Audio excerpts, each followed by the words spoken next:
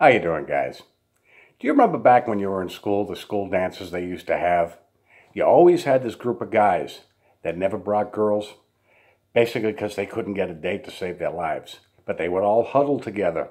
And while everybody was dancing and have a good time, they would sit there making jokes about everybody else at the dance.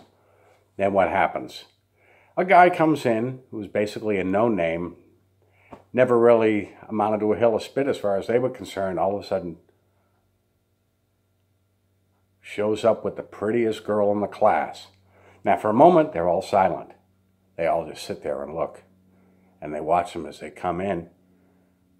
Then one guy might start chuckling. Another guy will say, "What the hell is she doing with him?" Then they start getting derogatory. They start making fun of them both. They basically start saying, "I wouldn't touch her with a 10-foot pole." When, yes, they would. See, they're jealous of the fact that she wouldn't give them the time of day, basically because they were dorks. So they start making fun of this guy too. And they can't figure out why is she with him. They wish the worst on him. Oh man, I hope they break up, and I hope it's a bad breakup. And this is what I've noticed about the current state of Watchtower. Jehovah's Witnesses. And I've seen it in the comment sections, and I've seen it in a certain person's video. They wish the worst on anybody who's left the organization. And basically why?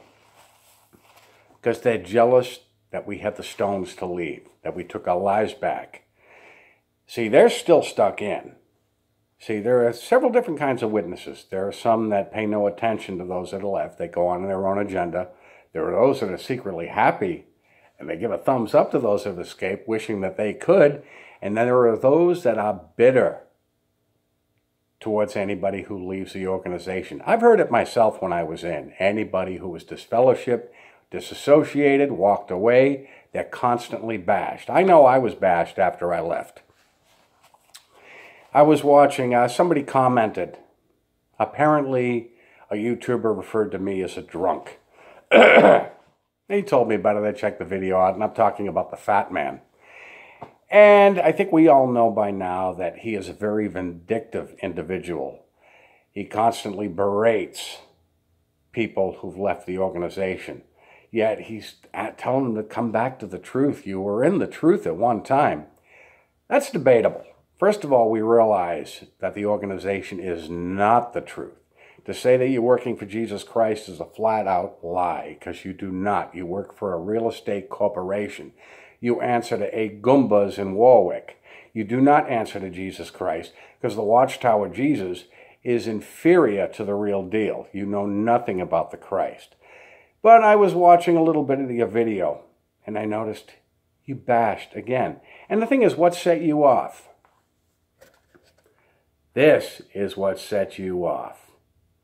So rather than just come after me, you couldn't make it look personal. You had to drag everybody else into it. I just want to say one thing. You're going after Denise, who displays more Christian traits by accident than you ever did on purpose. You may want to listen to her content rather than spouting off of the mouth. Marvin is not a transgender. You seem to have this fixation on transgenders. I've seen your comments on your page.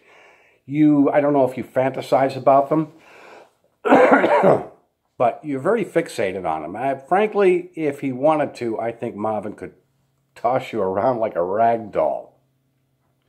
You've been bashing Amber for months. See, Amber is the prettiest girl in the class that you couldn't get the time of day from unless you did bash her.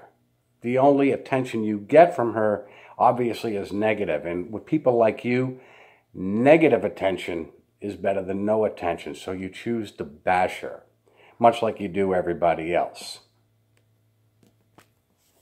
And I'm curious, exactly what is a beer party?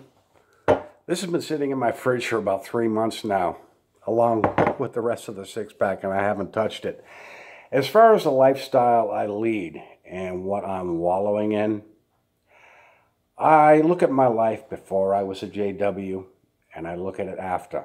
I'm looking at my time in the org as a black spot. I never had a problem with depression until I was in the org. How's life treating me? Pretty damn good. I'm obviously a lot happier than you. And I was a whole lot happier before I ever became a JW. Unfortunately, there's still some fleas I'm still trying to kick off, and that's been the only problem. Much like everybody, we all go through ups and downs. We try not to focus on the negative, but let's face it, you have bad situations always happen. You wallow in misery. You try to drag other people into your misery because, chubby, you are a miserable person. And the only way, see, what happened was you realized you were getting no views. So you saw the opening to start bashing. You went after Candace Conti. That got a little bit of attention because your views did go up. Well, we all had fun with your fat ass for a couple of months, but that fad died off. We went on to our own agenda. You went on to yours, and you realized your views dropped. 31 views here, 119 views there. You hide your stats, so in reality, we don't know how many subs you've got. Probably not as many as you like people to believe, but obviously your views aren't there. So you waited for the opening, and you had it with this last week. Because it wasn't a couple days later you uploaded a video and went after everybody, when frankly, no, this was Vinny's doing. This wasn't Denise, this wasn't Marvin, this wasn't Mike and Kim, and it certainly wasn't Amber. That was Vinny. But you couldn't make it look personal. So, just my friend, you have issues with me. You think you saw your opening, you're going to stop bashing again, and your views might go up. Not for long. We already know what you're all about. We already know what JWs are all about. See, every congregation has somebody like you in it. See, I dealt with one, my former Bible stalker, who actually had the audacity to pick a fight with me outside of my place of employment when it was obvious that I was leaving, but I was still in. Funny, I ran into him last week at the local grocery store. He turned green, looked down, gave a half-ass wave, and walked on. Wasn't picking a fight with me then. So you're very miserable people. I got a comment on Jude's channel this morning. And how did it go? Because it's so true. When an honest man realizes he's been deceived, he either stops being deceived or he stops being honest.